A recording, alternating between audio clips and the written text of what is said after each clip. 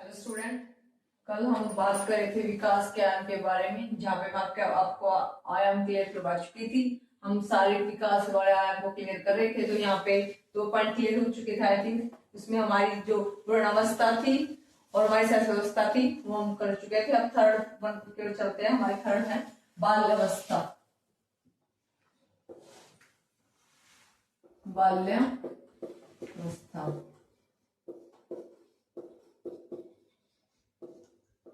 ये हमारी होती है 6 to 12। आप पीछे वाले चेंज कर लेना, मैंने को 0 उसे 1 to 5 इसको 6 तक कर लेना है। मेरे लिए 6 से 12 वर्ष के बीच में ही रहती है। इसमें क्या क्या हमारे फिजिकल चेंज होंगे मैं आपको क्लियर कर देती हूँ। वजन है, सबसे पहले वजन की बात करें हम तो ये 9 से 10 वर्ष के आयु के बीच में बच्चों में कितना रहेगा। यहाँ पे लड़कियों की औसतन कितनी है, गर्ल्स की ये है 29.5 किलोग्राम। ठीक है। बॉयज की बात करें, उनका लड़कियों की कंपैरिजन में कम होगा 28.5 kg। ठीक है, वेट हो गया। नेक्स्ट है उनकी हाइट क्या रहेगी। लंबाई की बात करते हैं। लंबाई यहाँ पे 10 से 11 वर्ष की बात कर रही हूं मैं, क्या चेंजेज आएंगे। लड़कियों की यहाँ पे रहेगी, गर्ल्स की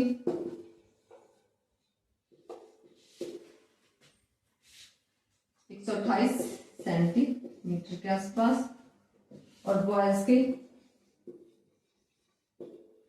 होगी यहाँ पे 125 सेंटीमीटर के आसपास। ठीक है, अब बढ़ते हैं इनकी हड्डियों की तरफ। हड्डी और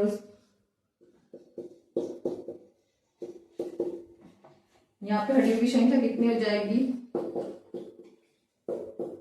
350 तक बढ़ जाएगी।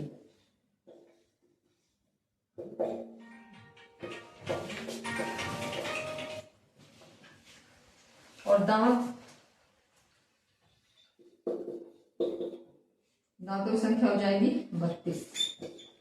ठीक है, यहाँ पे सिर और मस्तिष्क में भी आपको एक प्रॉपर चेंज दिखाई देगा, जो शरीर के भार के 90% होगा। मस्तिष्क माइंड का जो वेट है वो 90% होगा। आप ये मेन पॉइंट नोट डाउन कर लें, क्या क्या उनके फिजिकली चेंज आएंगे। उनकी बाल्यावस्था जो 6 से 12 वर्ष तक रहेगी।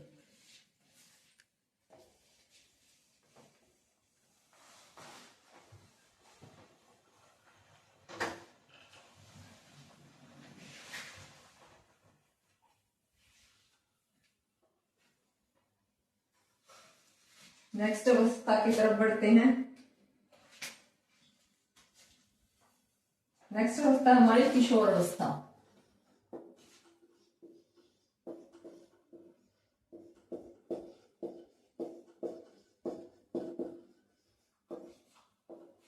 ये लास्ट अवस्था है, ये मेरी हमारी यंग एज जिसको बोलते हैं वो अवस्था है। यहाँ पे हमारी 12 to 18 की ईयर के बीच में रहेगी इसकी एज। ठीक है, यहाँ पे क्या चेंजेस होंगे फिजिकली। सबसे पहले हम अगर बात करें वेट की, वजन क्या रहेगा।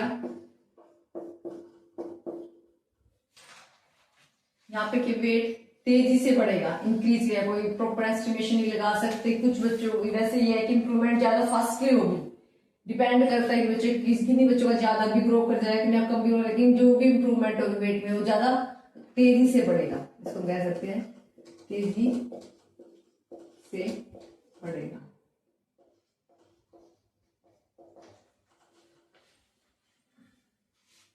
यहाँ पे गर्ल्स का वेट बॉयज के वेट कंपैरिजन में ज्यादा होगा। ठीक है, अब हाइट की बात करते हैं। लंबाई क्या होगी। लंबाई यहाँ पे कोई प्रॉपर एस्टिमेशन नहीं दे रखा है कि जो गर्ल्स है उनकी हाइट 16 वर्ष तक पूरी हो जाएगी, कंप्लीट हो जाएगी। बॉयज की, गर्ल्स की होगी। बॉयज की बात करें वो 18 वर्ष लेते हैं अपनी हाइट को कंप्लीट करने में। ठीक है, और सिर और सिर की बात की हम जिसको हम कहते हैं मस्तिष्क, माइंड की बात करते हैं, तो उसका क्या होगा, उसकी ग्रोथ लगातार बढ़ती रहेगी, डेवलपमेंट होती रहेगी, प्रॉपर इंक्रीज होगी। ये हमारी यंग एज है तो यहाँ पे माइंड में प्रॉपर इंप्रूवमेंट होती रहेगी।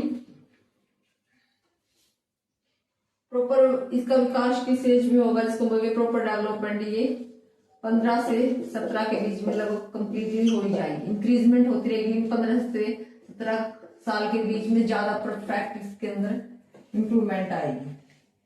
उसके अलावा और चेंज भी है, जैसे हमारे दिल की धड़कन का पहले से धीमा होना, फिजिकली और चेंज आना, जैसे बॉयज के और आवाज मोटी होना, गर्ल्स की उसके कंपैरिजन में पतली होना। तो बेसिकली ये तो है जो फिजिकली हम कह रहे हैं, उनकी आवाज में चेंज आना, उनके कैप्चर में चेंज आना, उनकी हाइट में, कुछ लड़की की हाइट ज्यादा इंप्रूव हो जाती है, कुछ की हाइट थोड़ी कम ही रह जाती है, लेकिन जो हाइट बढ़ेगी वो मेनली गर्ल्स की 16 तक ही, बॉयज की 80 तक जा सकती है। कुछ कुछ लड़कों की जैसे होते हैं 19-20 साल तक भी इंप्रूव होती रहती है, गर्ल्स की भी कई बार 80 तक चली जाती है, लेकिन ऑन एवरेज बताया गया है कि 16 वर्ष तक लड़की की बढ़ेगी, 18 वर्ष तक लड़कों की बढ़ेगी। माइंड है जो हमारा प्रॉपर 15 से 17 के बीच में उसकी मेन इंक्रीज डेवलप हो ही जाता है, लेकिन फिर भी उसकी इंक्रीज होता रहता है। तो यहाँ पे 15 से जो 17 की साल की उम्र बताई गई वो बेस्ट है, जहाँ पे इम्प्रूवमेंट होगी। उसके अलावा जो और चेंज आएंगे फिजिकली हमारे बॉडी में, आप देख सकते हैं बॉयज को कि उनकी आवाज भारी होना शुरू हो जाएगी, फिजिकली उनकी बॉडी स्ट्रक्चर में आप बेसिकली चेंज दे सकते हैं।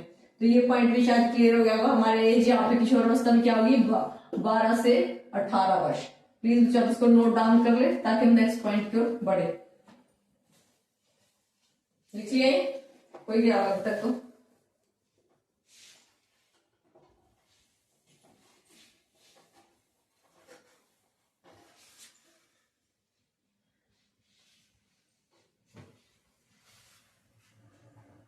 ये हम पढ़ रहे थे। अब हमारा पहला आयाम ये जो था शारीरिक विकास।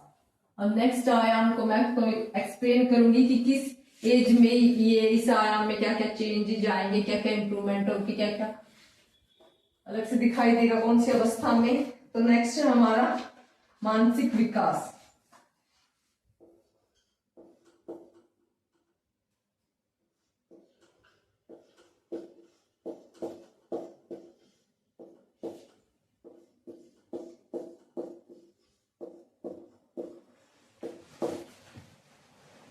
मानसिक विकास, ठीक है।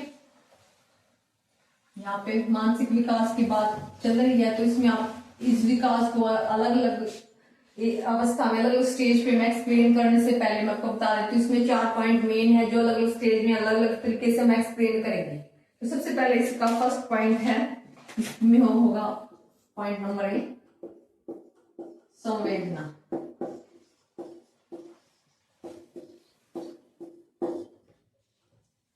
सेकंड पॉइंट है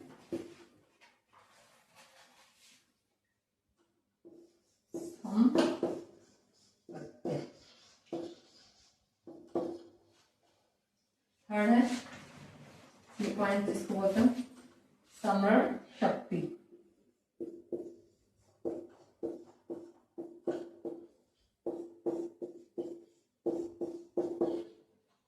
फोर्थ है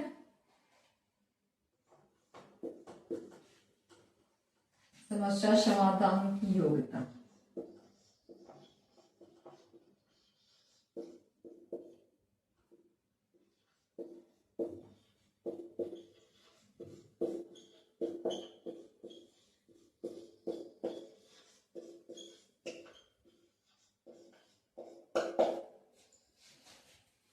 मानसिक विकास यहाँ पे चल रहा है।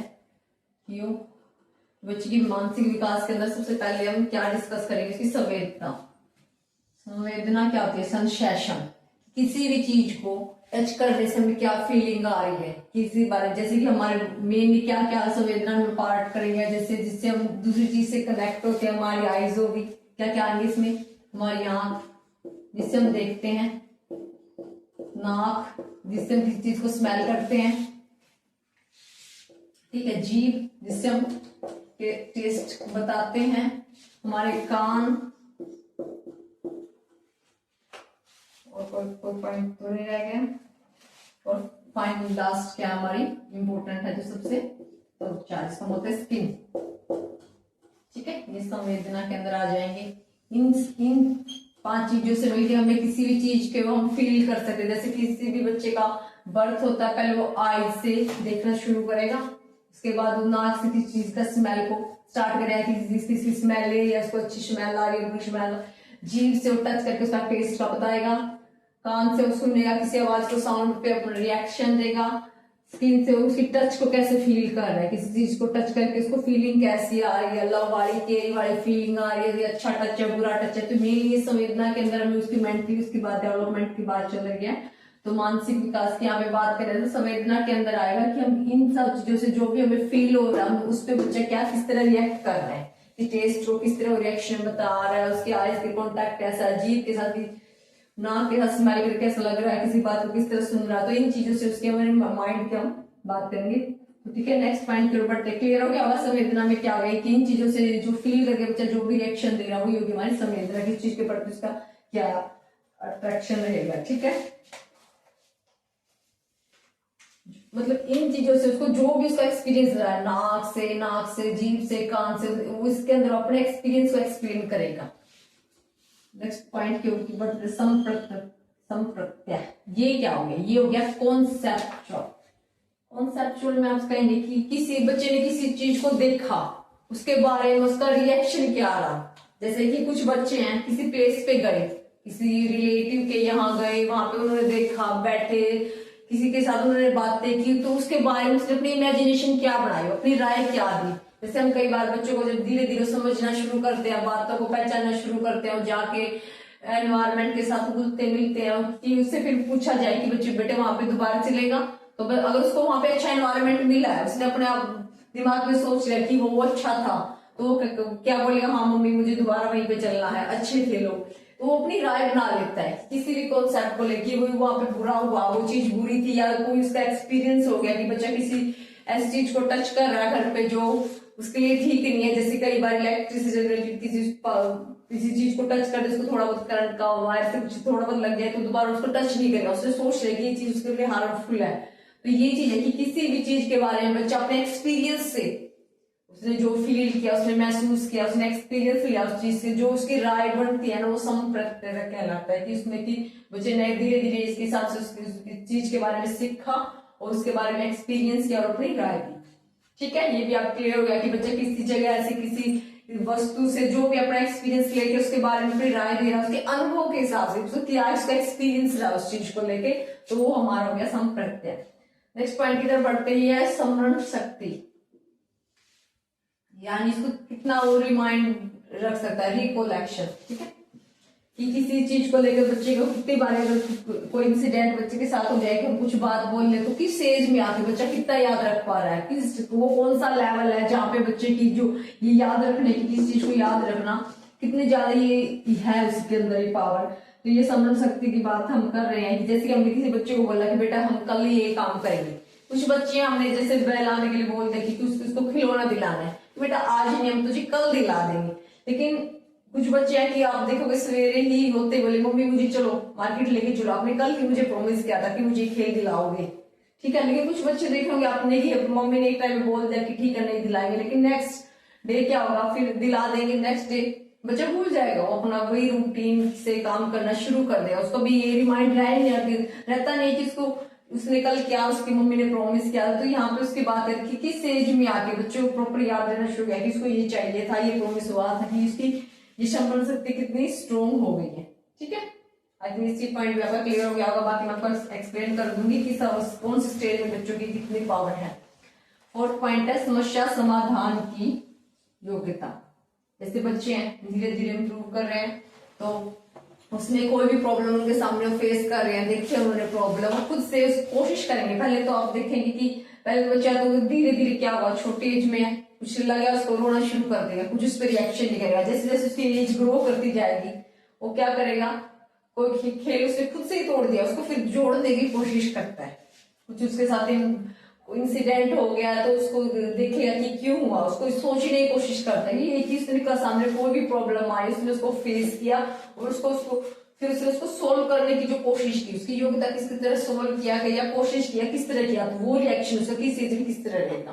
तो इन जो मेंटल डेवलपमेंट की यहाँ पे बात कर रहे हैं हम, तो उसके अंदर हम इन 4 पॉइंट को अच्छे से क्लियर करेंगे कि उसकी किसी चीज को लेके उसकी सेंसेशन क्या है, उनका कॉन्सेप्चुअल किसी चीज के बारे में क्या सोच रहा है, उसकी रिकलेक्शन पावर क्या है, किसी चीज स्मरण शक्ति क्या है उसकी, रिमाइंड कैसे कर रहा है चीजों को बार बार। ठीक है, लास्ट पॉइंट, किसी प्रॉब्लम को सोल्व कितने टाइम में कर रहा है, कितनी अच्छे वे, कितनी कुशलता से आप बोल सकते हैं, कितनी कुशलता से उस प्रॉब्लम को सोल्व कर रहा है, किस एज में कर रहा है, क्या वहां पे उसकी पावर है। ठीक है, 4 पॉइंट क्लियर। तो मैं आपको बताती हूँ कि किस अवस्था में बच्चा किस तरह रिएक्शन देगा।